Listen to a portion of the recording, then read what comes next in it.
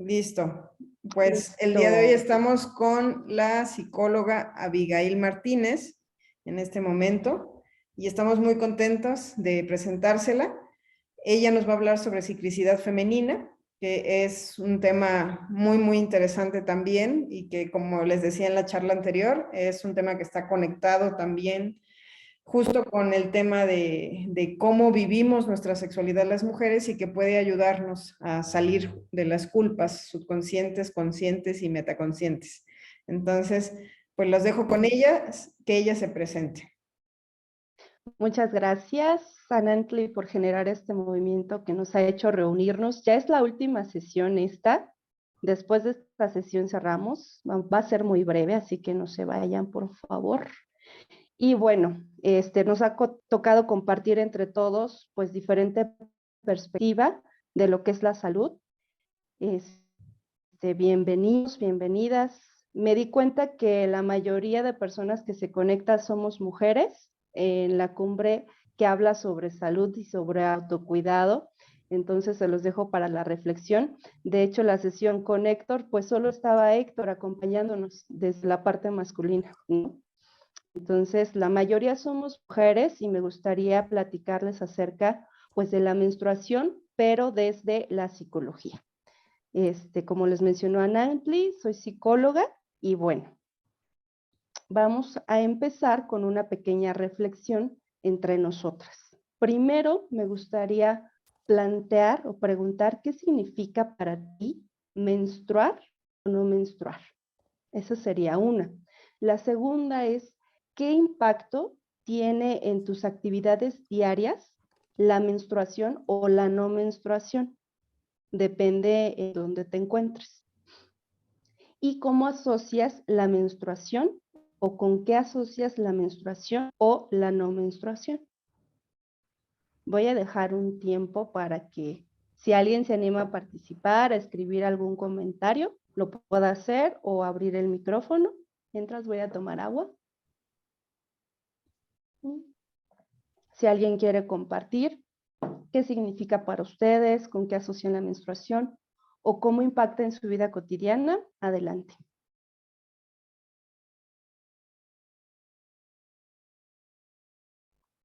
Nadia, adelante.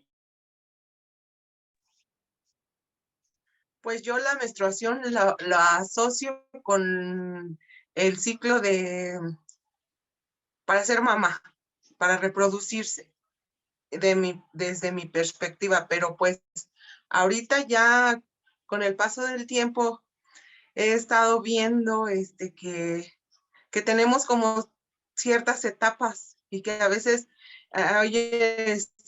cuando unos días antes de menstruar estoy llorona, a veces estoy enojada, a veces estoy muy eufórica. Me he observado, pero pues no sé. Gracias. Me piden que les escriba aquí las preguntas para que continúen la reflexión. ¿Qué significa menstruar? Le vamos a poner, nada más les voy a poner, por ejemplo, ¿qué significa? Menstruar o no menstruar, porque hay quienes padecen amenorrea o ya están en la etapa de la menopausia.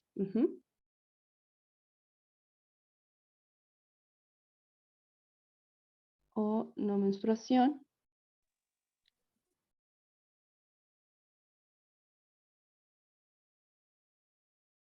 Y también para que se queden ahí y puedan reflexionarlas. La otra es, ¿qué impacto tiene en tu vida cotidiana?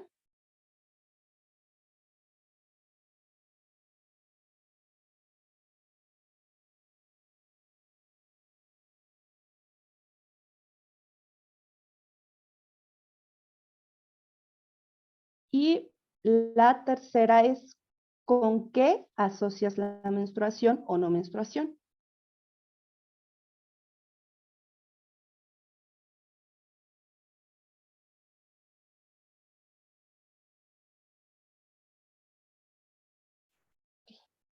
Ahí están.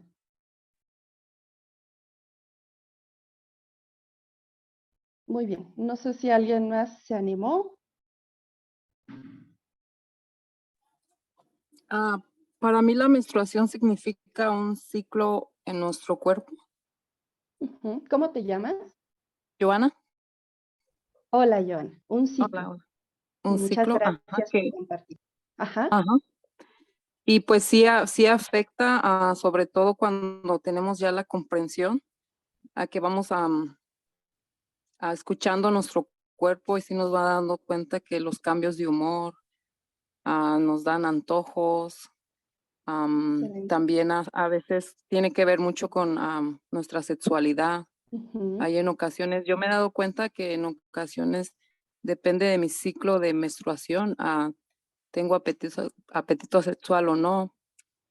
Y sí, cuando ya tenemos un poquito más de conciencia, a una edad más madura lo sabemos entender, pero en la época de la adolescencia y todo es algo muy, de hecho, yo creo que cuando estamos adolescentes es como algo que nos avergüenza, algo que nos hasta pensamos que nos estorba porque, ay, ya se viene ese día que tal vez no puedo hacer cosas, pero ahorita ya en mi etapa y que he aprendido algunas cosas, veo que Ujú. es algo pues muy bonito porque también es cuando tenemos todavía nuestro ciclo, tenemos el funcionamiento de nuestras hormonas y todo mejor que yo he escuchado las mujeres cuando ya no lo tienen, pues les baja su nivel de hormonas y más malestares. Entonces a veces yo ahorita pienso, pues estoy afortunada que aún todavía tengo mi ciclo menstrual, pero en mi época de adolescencia no pensaba lo mismo. De acuerdo. Fíjate, eso es muy importante y muy interesante. Nos va a ayudar mucho tu comentario para lo que pues les quiero compartir el día de hoy. Muchas gracias. ¿Joana? Sí, Joana, Sí, ¿verdad? sí, gracias. Ajá. Adelante. ¿Alguien más? Muy bien. Bueno, pues vamos a continuar. Seguramente, independientemente de que no hayan compartido en este momento, vinieron a la mente muchas experiencias diferentes sobre la menstruación o no menstruación. Menstruar, como ya se dieron cuenta, no significa lo mismo para todas nosotras, para todas las mujeres. Intentar pensar en una forma de este ciclo es invalidar otros sentires. Todos experimentamos este ciclo o que tenemos de diferente manera. Y dependiendo también la etapa de la vida en la que nos encontramos. Bueno, quise abrir con esta reflexión porque quiero aclarar que no nos vamos a encasillar en lo que deberíamos. La propuesta que les traigo es básicamente una propuesta personalizada que pueden desarrollar muy sencilla y muy práctica y que les va a servir para que la menstruación o no menstruación sea un aliado de autocuidado y autoconocimiento personal. Y además se puede convertir en un maximizador de nuestra capacidad creadora. Esa es mi postura. Aquí les estoy revelando, compartiendo cuál es mi postura o mi forma de pensar respecto a la menstruación. Para mí la menstruación va más allá de esta capacidad creadora, de crear vida humana, vaya, también puede funcionar como una capacidad creadora de proyectos científicos, artísticos o los que se le vengan a la mente a cada uno, todos los deseados. Bueno, pero otra pregunta, porque así se llama la presentación, autocuidado, ciclo menstrual para autocuidado y autoconocimiento. Bueno, ¿para qué sirve o para qué queremos autocuidado y autoconocimiento? Bueno, son dos cosas o dos conceptos que van de la mano, porque autoconocimiento, conocernos, puede promover, puede o no promover el autocuidado.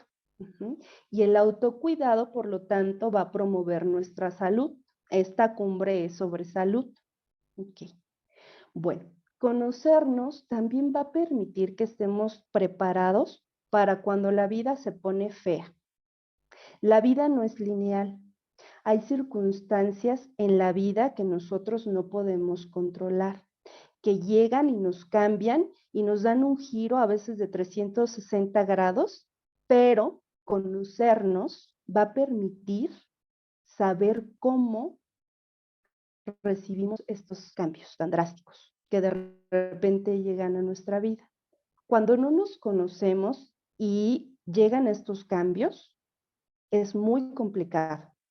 Es muy complicado tramitarlos, vamos a decirlo así. Además, bueno, otro aspecto importante que me gustaría mencionar es que el ritmo de vida que llevamos actualmente, el ritmo de vida moderno, nos saca mucho de balance emocional. Hay mucho estrés, hay mucha demanda en la vida cotidiana. Y cuando tenemos mucha demanda o mucho estrés, dejamos de prestar atención a nuestro cuerpo-mente y nos entregamos así a las demandas de nuestra vida cotidiana, al trabajo, la escuela, todo lo que nos exige llevar o vivir, pues, en la vida moderna. ¿Ok? Bueno, estos como que serían aspectos que nos inviten a conocernos más. ¿Qué necesitamos para conocernos? Bueno, incluso si nosotros vamos a psicoterapia, a conocernos o a realizar una autoobservación, perdón, tenemos que hacer nosotros mismos este trabajo. Nuestro analista o nuestro terapeuta va a promover y va a guiar nuestra autoobservación, pero el trabajo de autoobservarnos es nuestro. Seguramente, si no han asistido a un psicoanálisis o a psicoterapia, en las películas o en los programas, escuchan mucho esta pregunta que nos ponen a los analistas como parte de la psicoterapia, ¿no? ¿Y eso cómo te hace sentir? Eso es muy común que lo escuchemos, que lo asociemos con los terapeutas, que nosotros preguntamos, ¿y eso cómo te hace sentir? Esta pregunta precisamente pues nos lleva a eso, a observarnos, qué sentimos, a hacer correlaciones, qué está pasando. Y es una invitación a poner atención y estar. También es una invitación a medir cómo estamos, cómo nos sentimos. Por ejemplo, en nuestro ciclo menstrual podemos medir nuestro nivel de energía durante el ciclo. Y bueno, ayer en la sesión de autoconocimiento que nos regaló Cristian y la sesión de yoga y autoconocimiento, seguramente los que tuvieron oportunidad de verlo aprendieron sobre la importancia de practicar. Entonces, para poder llevar a cabo este autoconocimiento, la observación, es muy importante practicar constantemente, estar atentos y practicar, ¿no? Por ejemplo, nos decía Cristian, cuando ustedes llegan o eligen el camino del yoga para el autoconocimiento, se van a dar cuenta que cuando realizan algunas posturas se siente mucho dolor.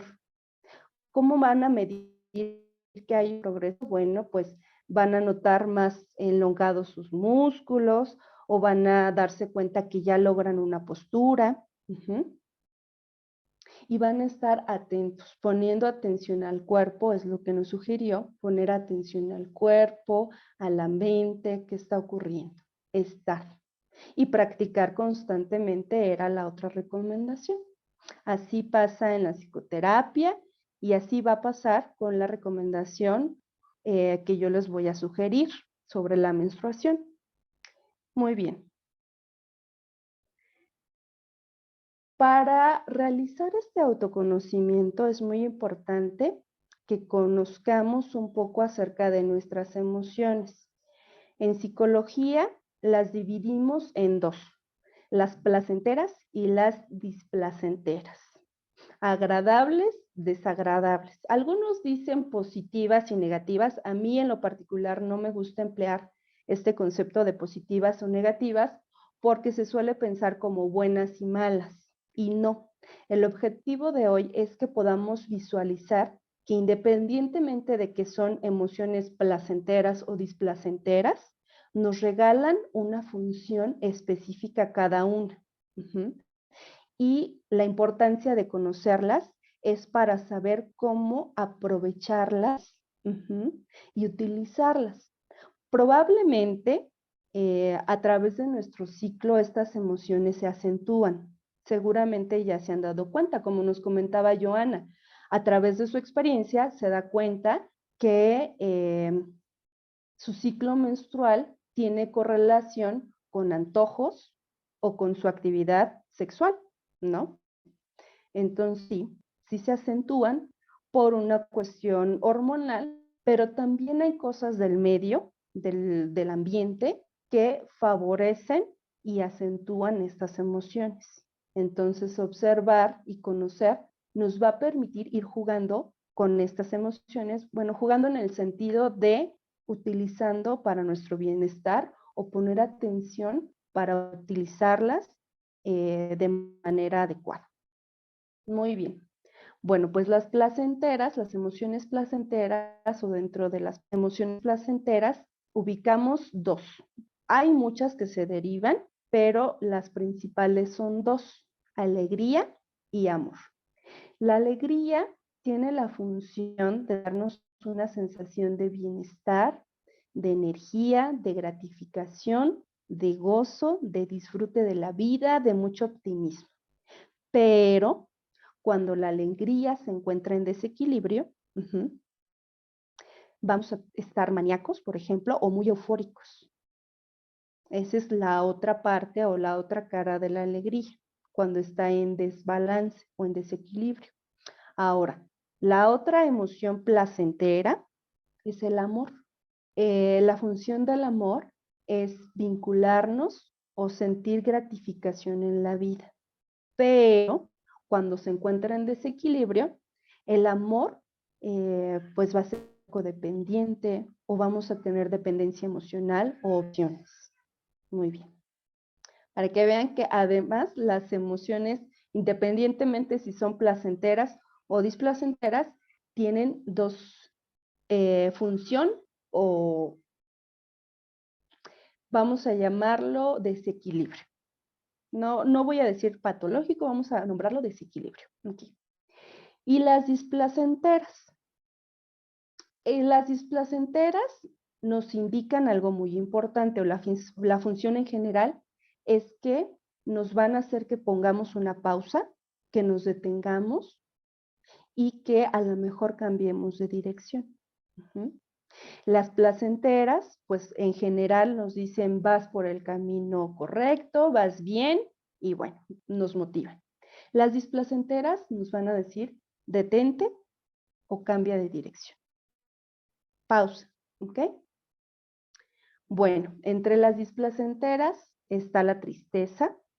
La función de la tristeza, fíjense, es muy bonita, es la introspección, es mirar hacia adentro. A eso nos referimos con introspección. Es tomar esta pausa para observar qué me pasó. Nos funciona también para asimilar pérdidas. La tristeza está para aprendernos o asimilar las pérdidas y concientizarnos de qué pasó o qué me pasó. La tristeza en desequilibrio significa depresión, melancolía o aislamiento. Ahora, otra emoción displacentera importante es el enojo. La función del enojo es poner límites a situaciones o personas que nos invaden. El enojo nos ayuda o su función es defendernos y también protegernos. No sé si lo sabía, porque muchas veces estas emociones displacenteras están en el estigma de malas y hasta nos prohíben sentirnos tristes, nos prohíben sentirnos enojadas, nos perdemos de esto nutritivo o de estas funciones tan importantes que nos dan estas emociones. Entonces, bueno, pues entonces el enojo es poner límites a situaciones o personas. Esa es su función. ¿ok? Un manejo desequilibrado del enojo nos va a llevar a sentir rencor, resentimiento o odio. Cuando no ponemos esta pausa, cuando no logramos poner este límite, pues eso sería a lo mejor una consecuencia o un desequilibrio del enojo. Muy bien. Otra emoción que es displacentera o se encuentra en esta categoría de las displacenteras porque no son agradables, es el miedo. Pero la función del miedo también es muy bonita y es muy importante. Es autoprotegernos, es sentirnos seguros y tener precaución. Cuando sentimos miedo, nos movemos, ponemos atención y esquivamos algunas situaciones. Pero si el enojo está en desequilibrio, vamos a sentir mucha ansiedad y mucho pánico. Okay. Bueno, ahora pasamos a otra emoción displacentera, ya casi terminamos, y es el asco. El asco tiene la función de evitar o rechazar situaciones dañinas o desagradables. No sé si les ha pasado que cuando se han comido un alimento en descomposición, que no se dieron cuenta o que les hizo daño, si después de unos meses, incluso años, vuelven a probar ese alimento, les genera asco, porque el cuerpo tiene memoria. Entonces sabe que eso le hizo daño y lo va a evitar, o eso fue desagradable, supo feo. Por ejemplo, si llegaron y tomaron un vaso de leche que ya estaba descompuesta, híjole, a lo mejor eso va a evitar que les guste la leche después, ese asco que provocó, ¿no? Pero el asco en desequilibrio nos va a llevar a tener fobias o trastornos obsesivos, incluso ansiedad también. Muy bien. Ahora que sabemos más o menos a grandes rasgos cómo funcionan nuestras emociones, vamos a pasar a la autoobservación de nuestro ciclo. Esto es para tener un referente y ustedes al final van a elegir, ya tuvieron oportunidad de ver desde muchas perspectivas herramientas importantes para la autoobservación o el autocuidado. Por ejemplo, desde la alimentación, desde el yoga, también desde la meditación o incluso apoyados de otros materiales como las orgonitas o todo lo que se presentó en la cumbre. Muy bien. Desde nuestro ciclo va a ser de esta manera. Si tenemos atención a nuestro ciclo menstrual, nos vamos a ser conscientes, por ejemplo, si hay sangrado o no hay sangrado, si los sangrados son extremos, si son dolorosos. ¿Qué está pasando? Ok. Para esto tenemos que ubicar las 4 etapas de nuestro ciclo. Más o menos así se han dividido en 4 etapas. Muy bien. Primero, el ciclo puede oscilar entre los 21 días y 35 días aproximadamente, dependiendo de cada mujer. Si nosotros buscamos en la literatura o en los libros de texto, vamos a encontrar el promedio que es de 28 días. Eso no significa que sea el que tenemos que tener todas o que sea el perfecto o el normal, ¿no? Va de entre 21 a 35 y va a depender. Tenemos que observar. Es más o menos lo que sugieren los especialistas. Ahora, si nosotros notamos en esta observación que nuestro ciclo se sale mucho de estos rangos, es necesario asistir a un especialista, un ginecólogo o un endocrinólogo. Les decía, tiene 4 etapas. Una de ellas es la menstruación. La segunda es la etapa preovulatoria. La tercera es la ovulatoria. Y la cuarta es la etapa lútea. Muy bien. En la menstruación, pues vamos a expulsar tejido, va a haber sangrado y otras sustancias, pero bueno, no me voy a meter en eso. Vamos a hablar de qué pasa con nuestras emociones, con nuestro estado de ánimo, ¿ok? Nuestra energía en la menstruación, por lo regular, o por lo general va a estar baja, y esta etapa nos va a ayudar a aprovechar o va a favorecer la introspección. Como tenemos baja energía, vamos a estar más en calma o no vamos a poner actividades, sean de alta demanda, actividades físicas, sino podemos poner actividades que tengan que ver más con observarnos.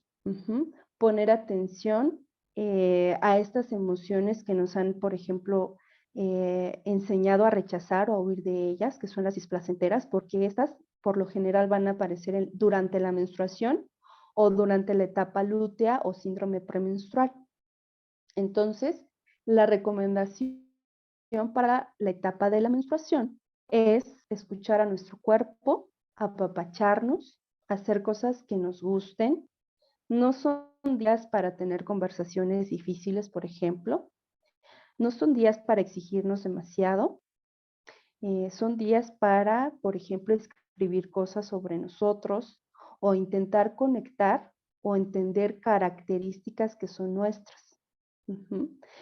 Se pueden apoyar, por ejemplo, de meditaciones o de la escritura. Esto va a depender de qué vayan encontrando en este camino o proceso de autoconocimiento. Muy bien. Otra recomendación, aquí quise incluir unas recomendaciones de alimentación que van a apoyar a sustentar estas etapas. La alimentación para la menstruación recomendada son caldos calientes. No sé si, por ejemplo, se les venga a la mente la sopita de mamá, que es muy apapachadora. Un caldo caliente o una sopa es algo muy apapachador. Tés, hay varias recetas de tés. Por ejemplo, uno que es desinflamatorio es de Jamaica, con jengibre y canela, y seguramente quienes siguen a la doctora Nantley, pues ya saben mucho más de esto. Todo esto nos va a ayudar a estabilizar pues también nuestro humor, sentirnos así, precisamente apapachados. Se recomienda consumir aguacate y nueces, que son grasas saludables. Esto va a ayudar a estabilizar nuestro humor. Proteínas de buena calidad, tubérculos como la papa, el camote, el betabel, verduras cocidas, que ayer seguramente con los alimentos que aprendieron de la milpa de la región donde viven, los van a ubicar mejor. Alimentos altos en hierro, lentejas, frijoles, hojas verdes, semillas, en especial semilla de calabaza y linaza. Muy bien, esas son las recomendaciones para la etapa de la menstruación. Después se viene la etapa preovulatoria. Esta oscila más o menos entre el día 6 al 11. Aquí, por lo general, hay más estrógeno.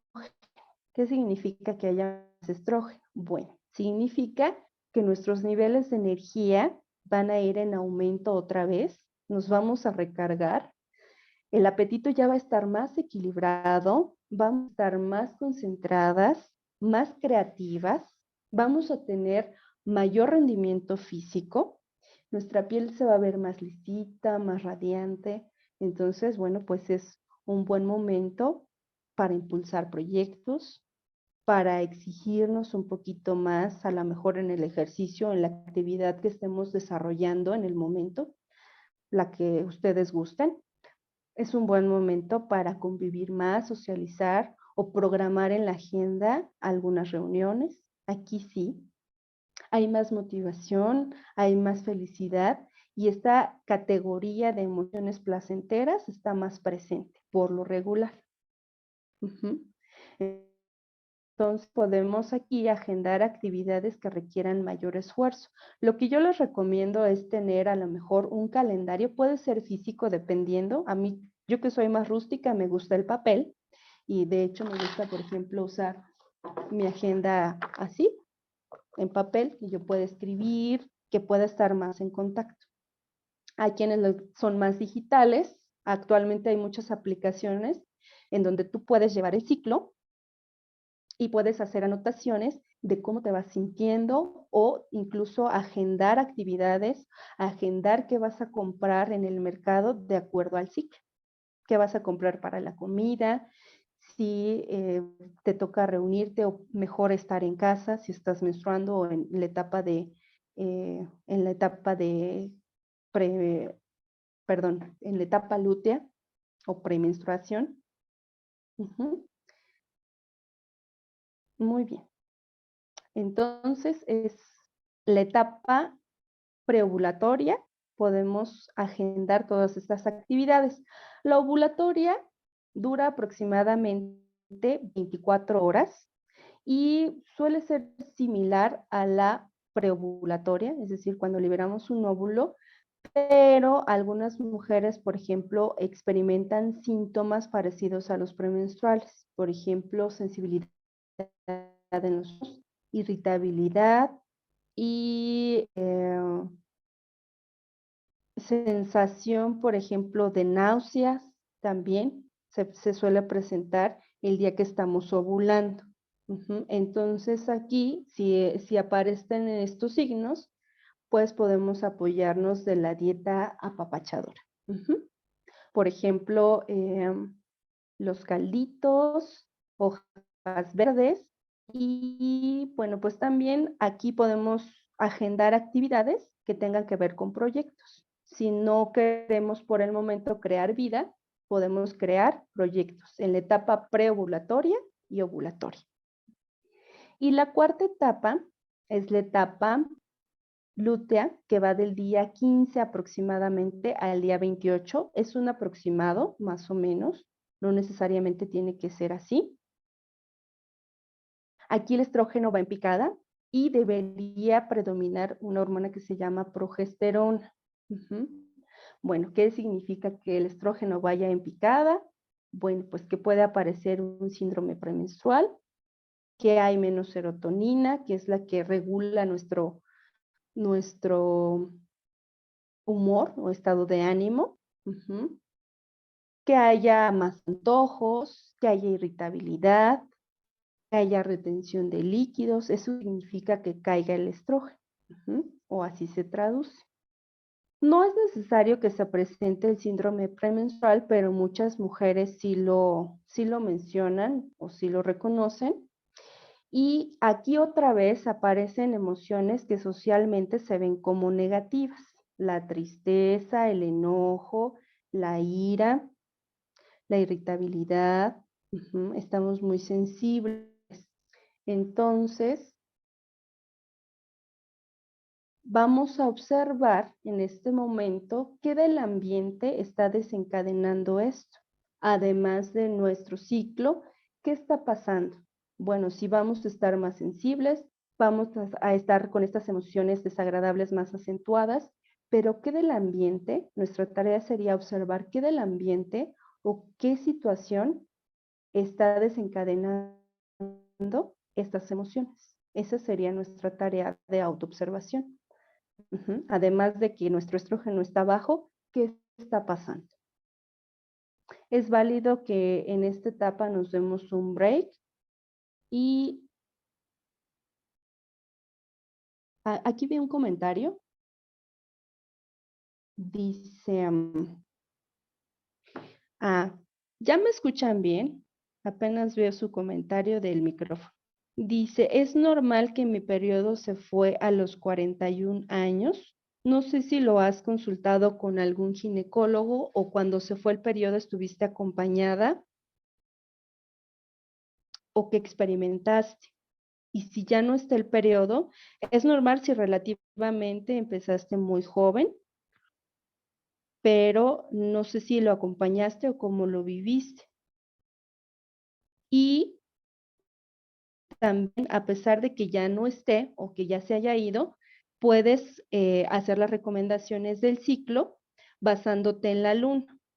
Por ejemplo, tú podrías utilizar la luna nueva como el día 1, como si fuera la menstruación o la etapa folicular, la menstruación y etapa preovulatoria, y la luna llena como la etapa lútea, que es de la que les estoy hablando en este momento. Así podrías tú continuar con este ciclo femenino aunque no esté presente la menstruación. puedes guiarte a partir de la luna y pues es normal, va a depender, si es normal o no, va a depender de cuándo empezaste a menstruar y si asististe al médico, si tuviste muchos síntomas, qué pasó.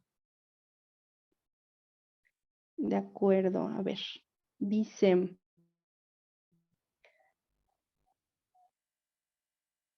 dijo el doctor que estaba en premenopausia y asististe al ginecólogo, te mandó con te dio alguna recomendación.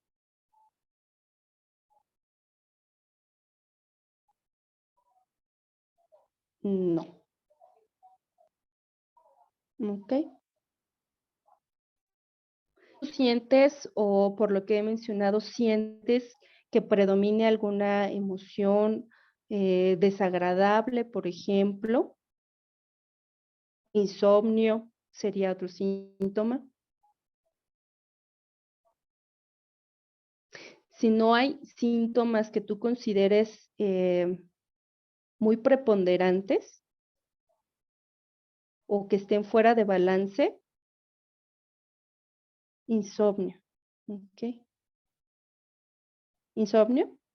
Muy bien, a lo mejor probablemente haya un desajuste de melatonina, pero sí es necesario asistir con un especialista para que haya una recomendación más precisa y se pueda diagnosticar si es una falta de melatonina o esto tiene que ver con el periodo. Yo te recomiendo que empieces a hacer el ejercicio de autoobservación para cuando estés con el especialista lleves más herramientas o tú tengas más conciencia de qué es lo que está pasando después de dejar de menstruar. Te decía, te puedes ayudar del ciclo lunar, que por ejemplo tú vas a empezar a contar la luna nueva para que tengas un orden como el día 1 de menstruación, del día 1 al día 5. Tu etapa preovulatoria, por así decirlo, sería del 6 al 11, la etapa ovulatoria más o menos entre el 2 y el 15, por lo regular es el 14, para que tú tengas una medida. Esto se va a ir ajustando, probablemente con lo que vayas anotando o observando.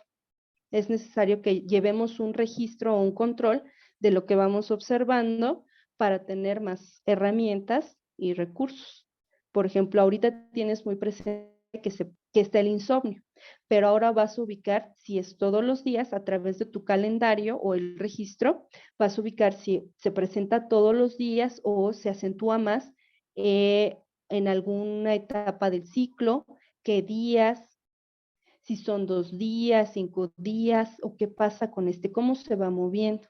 También es importante que además de observar cuándo se ubica el insomnio, cuándo es más recurrente, observar las emociones, ¿no? Si predominan las desagradables, ¿cuál de las desagradables? Por ejemplo, si es miedo, si es tristeza, o las agradables, si están presentes, en qué momento. Todo esto tienes que registrarlo o cualquiera de nosotros puede registrar, esa es la idea, qué está pasando para tener como una brújula o esto funcione como una brújula o esta herramienta. Muy bien. Bueno, creo que me quedé en las recomendaciones. A ver, aquí hay otro comentario. Dice, yo tengo 53 años, no recuerdo cuándo se suspendió mi periodo. Creo que ni siquiera lo noté, pero no tuve síntomas relevantes. Pero hoy en día sí siento más seguido tristeza o hasta frustración. Entonces, fíjate, Moni, tú también puedes llevar a cabo este registro. Les decía, independientemente de que haya o no menstruación, la menstruación nos va a ayudar a llevar el registro. Pero si no está la menstruación, Moni, podemos apoyarnos y llevar un ciclo de autoobservación. Y puedes guiarte también de la luna. Dice Karen López, siento como si me arrancaran mi óvulo. Se vuelve muy doloroso como si no quisiera salir. Esto en general es de las preguntas iniciales, Karen, ¿o te refieres a que te ocurre esta sensación en una etapa específica de tu periodo? Por ejemplo, la menstruación, quiero pensar. Si puedes aclararnos ahí en los comentarios en qué fase ubicas este malestar, nos ayudaría. Dice nada más, mi ciclo es normal, pero tengo una duda. Y ya ahí pone eso de que si siente como si le arrancaran un óvulo, que se vuelve muy doloroso, como si no quisiera salir. Entonces se refiere en la En la ovulación. menstruación. Ajá, en la menstruación, exactamente. En la menstruación. Muy bien, Karen. Bueno, si está ocurriendo en la menstruación, aquí te vas a tener que apoyar muchísimo, muchísimo de la introspección. ¿Qué está pasando? ¿Con qué estás asociando este dolor? Este dolor, ¿con qué lo asocias? ¿Qué hay alrededor? Si es muy doloroso, es recomendable que asistas al ginecólogo para que pueda valorarte además orgánicamente. Si tú te das cuenta cuando hagas el registro que hay un dolor que tiene que ver a lo mejor no con el óvulo, sino con algo que está pasando en tu vida, yo recomiendo ir a psicoterapia, porque este es un pequeño ejercicio que nos va a ayudar a autoconocernos, pero si realmente nosotros queremos conocernos profundamente o tener una herramienta más precisa de autoconocimiento, la recomendación es escucharnos, observarnos a través de una psicoterapia, porque es algo más constante. Me dicen, ¿qué opinas de las pastillas anticonceptivas para regular las hormonas? Yo las estoy tomando, pero de repente me llega a mi mes antes de las pastillas de azúcar, anticonceptivas, supongo. Sí, que tienen una parte que son de azúcar, que se supone que es para cuando baje el periodo, pero que antes, bueno, ahí tu opinión y ahorita yo doy la mía. Tú empieza, adelante, por favor, en lo que tomo tantita agua. Ok. Híjole, pues mira, este tema, Carla Garrido, de las pastillas es todo un tema. ¿Por qué? De hecho, podríamos hacer, se están ocurriendo ahí varias ideas de talleres nuevos que podemos crear. Podemos generar un taller, aparte de este tema de ciclicidad femenina, abre muchos otros temas porque estamos hablando de todas las etapas. Entonces están los talleres de menopausia, que más que menopausia, pues hay gente que le dice plenopausia, ¿no? Y me gusta más como ampliar Oh, sí, claro. porque ya descansas del tema de que si voy a tener hijos o no, por fin. Yo de hecho, yo añoro estar en esa etapa, de verdad, no. Hay cosas muy padres de la juventud, pero el tema de la incertidumbre para los ansiosos no es algo muy agradable, y justo la menopausia, la plenopausia permite otros espacios mentales, ¿no? Entonces, donde hay todo un área que ya cesa totalmente.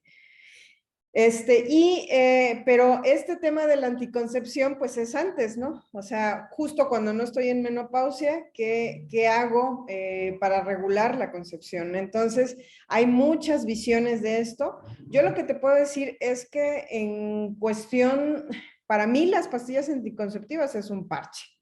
O sea, un parche ante un problema muy grande. No estoy diciendo que sean malas, poner un parche cuando me hice una rajada puede funcionar para que no se me metan bichos ahí y en lo que se cicatriza y todo eso. Pero el punto es eso, o sea, si nada más creo que con un curita se me va a cerrar y se me va a cerrar bien una herida que tengo abierta en la mejilla, pues suerte con eso. Hay muchas cosas que hacer para que la herida cicatrice realmente. Y eso pasa con las pastillas anticonceptivas. Eso es exactamente. Puede ser algo, hasta luego, Amparo. Puede ser algo que ayude, por supuesto. Puede ser algo que ayude, por ejemplo, si en este momento yo no tengo una pareja estable, o tengo una pareja estable, pero no deseo tener hijos en este momento, la pastilla anticonceptiva puede ser parte de una herramienta siempre y cuando a mí no me haga daño. Y ese es el punto, que no se habla tampoco abiertamente de que no el 100% de las personas les va bien con las pastillas anticonceptivas. De hecho, hay mucha gente a la que no. Hay muchísimos estudios que dicen que tienen consecuencias terribles y que de hecho no se siguió haciendo investigación en anticonceptivos masculinos porque los varones tenían menos resistencia a los efectos secundarios de los anticonceptivos, que también hay sustancias que inhiben la fabricación de espermatozoides. Sin embargo, les generaban dolores de cabeza, aumento de peso e irritabilidad, y a ellos no les gustaba sentirse así y no estaban dispuestos a pagar por sentirse así. Entonces, ¿y las mujeres sí? Ahí se los dejo como un dardo envenenado y me voy lentamente. Entonces, pero sobre ese tema, porque ese tema se abre a muchas cosas. Pero independientemente Claro que sí. de que a lo mejor a ti no te generan esas cosas y que a lo mejor las estás tomando porque tienes miomas, quistes, etcétera, y sí regulan otras cosas, ¿qué pasa cuando mi cuerpo, y esa es la respuesta que te quiero dejar, la reflexión, tu cuerpo no se está adaptando totalmente al ciclo artificial que le están queriendo poner? ¿Qué te dice eso a ti? Entonces, yo no digo que sean buenas y malas, te digo, definitivamente es mucho mejor tomar anticonceptivos que tener hijos no planeados. O sea, si lo ponemos en esa escala de valores. O es mejor tomar anticonceptivos que terminar con una endometriosis porque de alguna manera no tengo otra manera de abordar mi alimentación y mi ciclicidad femenina y me lleno de quistes y miomas a la menor provocación porque no sé comer, obviamente, y no he atendido de otra manera. Pues sí, una pastilla anticonceptiva, si me evita que crezcan los miomas, es un parche, o sea, y funciona, ¿no? Pero ¿qué más estoy haciendo? O sea, ¿qué tema no estoy atendiendo? ¿Qué me está diciendo mi útero ahí que no está sanando por completo? Y ya. Ahí está la opinión de la doctora Nancy. Bueno, mi opinión es muy breve. ¿Qué opino de las pastillas anticonceptivas para regular las hormonas? Pues es un recurso, poner atención si funciona o no. Dice Nancy, es como un parche, probablemente. Es un recurso, pero opino que independientemente del recurso, si es químico o si es, por ejemplo, de poner atención, no son prácticas que necesariamente regulen, no es la única práctica que necesariamente regule pues el desbalance hormonal que haya, ¿no? No es la única práctica. Esto que les estoy sugiriendo tampoco les va a quitar un desbalance hormonal, ¿no? Solamente son recursos. Y pues la idea de autoconocernos es ir eligiendo qué recursos nos convienen más, cuáles son los recursos más adecuados para nosotros que nos conocemos. A lo mejor para ti o para otra persona es más adecuado el uso de pastillas, a lo mejor para otra persona es más adecuado el uso o la implementación de una nueva dieta, para otra persona es más adecuado la meditación. Son recursos. Te sugiero utilizar los que más podamos o los que se adapten más o se adecúen más a quienes somos. Por eso es importantísimo saber qué somos, quiénes somos, conocernos perfectamente bien. Si nos conocemos, vamos a elegir recursos adecuados. A lo mejor las pastillas pueden ser un recurso adecuado para quien no está preparado a ver al interior más profundamente. Y eso no es malo, es un recurso simplemente. Entonces, pues ahí se queda esta invitación a conocernos muchísimo, muchísimo, muchísimo para poder elegir los recursos. Aquí en la cumbre se presentaron muchos recursos. ¿Cuál van a elegir? ¿Con cuál se van a quedar? ¿De cuál se enamoraron? Esa sería la pregunta.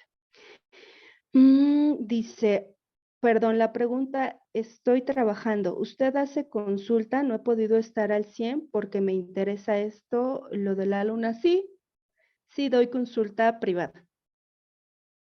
Si gustas escribir mensaje privado para que te proporcionen mis datos o yo te los porciono y ya nos ponemos de acuerdo. Para quien quiera, o esa es la sugerencia, tener mayor autoconocimiento. Yo desde la psicología recomiendo pues la psicoterapia. Dice otro comentario, ¿cómo se podría cuidar los órganos internos femeninos de una mujer con menopausia? Bueno, poniendo mucha atención de qué está pasando con la alimentación, eso sería un recurso muy importante, elegir qué alimentos. Pero antes de eso, yo recomendaría, Rosa, una revisión general o más personalizada de cómo estás. Para saber cómo cuidarte, es necesario saber cómo estás. ¿Cómo estás ahora? Entonces, primero conocer cómo estás ahora para que se puedan cuidar tus órganos. Les decía, esto es personalizado, ¿eh? Ok. ¿Cómo le podemos dar mis datos a Reina Netli?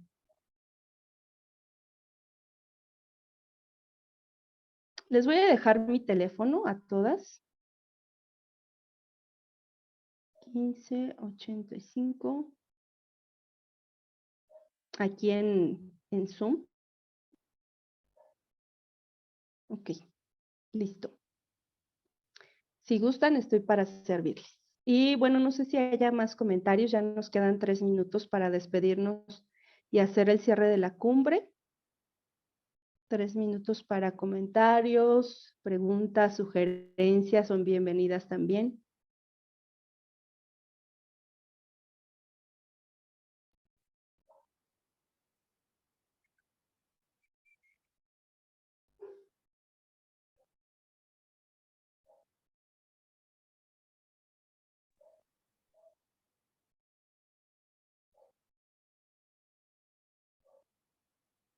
Muchas gracias, Mónica. Gracias a ti. Gracias por Bueno, todo. A ver, vamos a ver en el Facebook. Facebook. Por el momento está bien, todo tranquilo. Ahí está una pregunta.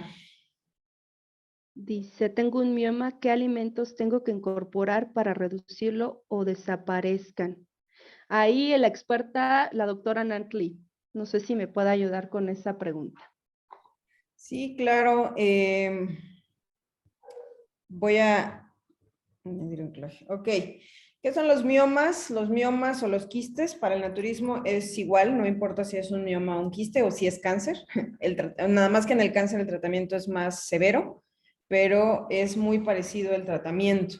O sea, hay que hacer cambio de hábitos alimenticios, hay que dejar de comer alimentos hormonados, que es algo que sobre todo a la población mexicana le afecta mucho porque recuerden que todos los anticonceptivos fueron diseñados y los estimulantes del crecimiento hormonal animal fueron diseñados para población europea, con genes europeos. Y nosotros tenemos menos genes europeos que Europa, obviamente. Entonces, sí los tenemos, pero menos. Entonces, nuestros cuerpos son de menor talla y tenemos una menor tolerancia a la proteína. Y por lo tanto, procesamos peor las proteínas provenientes de lácteos y no solo eso, sino que recibimos todos los estimulantes del crecimiento que tienen estos productos y por lo tanto afecta nuestro ciclo hormonal. Entonces, lo primero es sacar lácteos, huevo y pollo, que son los mayores alimentos que tienen estimulantes del crecimiento. Y después, entonces sí, plantas como la petiveria, que deshacen los miomas cuando son de origen bacteriano, el barbasco o camote silvestre mexicano o camote silvestre sudamericano, que también ya hay varias variedades, el ñame también equilibra la producción de hormonas a lo largo del ciclo menstrual. Y también plantas como la uña de gato, la cancerina y el cuachalalate, pues son altamente desinflamantes. Pero ¿por qué siempre hago hincapié en la alimentación? Porque mientras las personas no cambien sus hábitos alimenticios, estoy asumiendo que si tienes miomas o quistes, es que tú eres sensible. Ya ni le busques, puedes hacer un estudio genético que venga, que diga de dónde es tu origen genético, que es carísimo hacer eso, o puedes simplemente asumirlo, que si a ti te salieron quistes o miomas, quiere decir que eres sensible a los elementos de la dieta y emocionales, obviamente.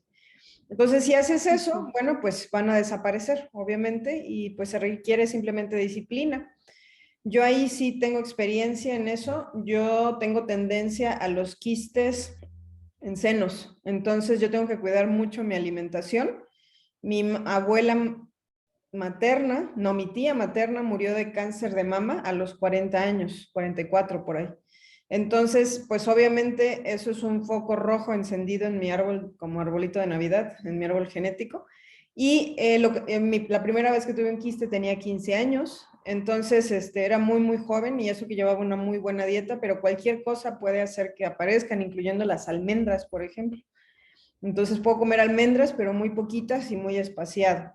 Entonces, bueno, pues eso es, te comparto que es posible vivir sin quistes y miomas, pero hay que ser sumamente observador y muy conectado con tu cuerpo. Y eso es el camino que puedes iniciar, si quieres, obviamente.